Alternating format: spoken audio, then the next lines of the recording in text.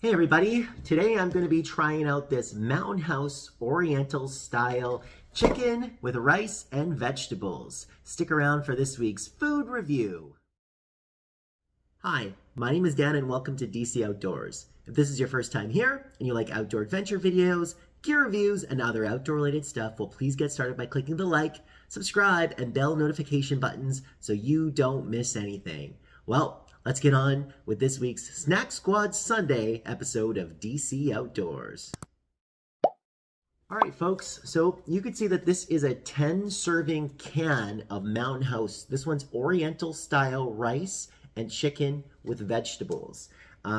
Basically, the gist of these is that you can cook the whole thing at once by basically adding 8 cups of boiling water to this can, or you could break it down into little servings. And so what I have done is broken up this package into 5 small servings, which I will be then able to take out with me hunting this fall without having to sit down and eat this entire can in one sitting. So let's get some water boiling. I'll show you one of the little pouches we got, and then we'll get to tasting this guy and checking it out. Stick with us, folks.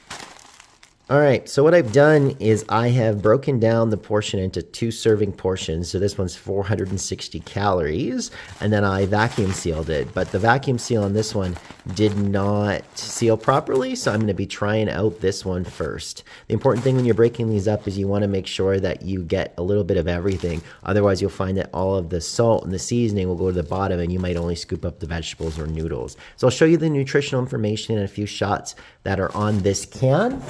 And what I will do is then start to get this cooking. But there's the nutritional information that you can see on the back, so feel free to pause that if you want. There are the ingredients. And then there's the instructions. Like I said, I wrote those instructions just on the package so I could take this guy out in the woods with me. I think that this might be a little bit of an older can. This one's best used by June 2033, so we have a lot of time left on it. And like I said, what I did is broke it down into little packages, vacuum sealed it, and then I did throw these vacuum sealed packages out into the deep freeze just to kind of keep them lasting. So anyways, let's get this guy in a bowl and cooked up. Got some nice chunks of vegetables in there. You can see the chunks of chicken. So that's 2 servings, so we'll add 1.5 cups of water to it. And then we'll stir that up, cover it, and let it stand for 5 to 10 minutes. I'll probably let it set for 10 minutes just simply because I usually have these meals kind of chewy if they don't take the full amount of time. We'll check back in with you right away.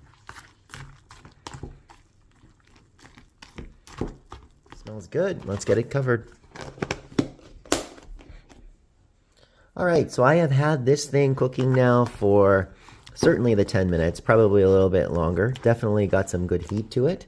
Let's take a look here. So you got green beans, cooked chicken in there as well. I think you guys can see some of the red bell peppers and some mushroom bits.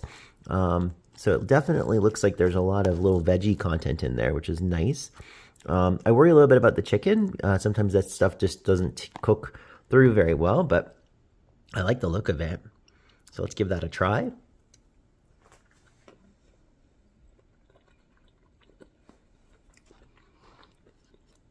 Okay, well, I can tell that the chicken could maybe use a little bit longer. It's still a teeny tiny bit chewy, but probably mostly done.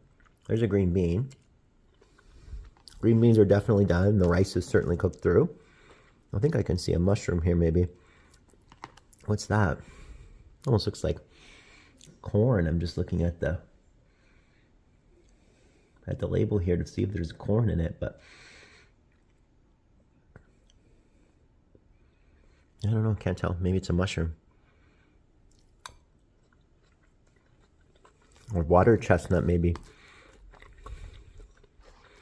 It's good. It's got some crunch to it.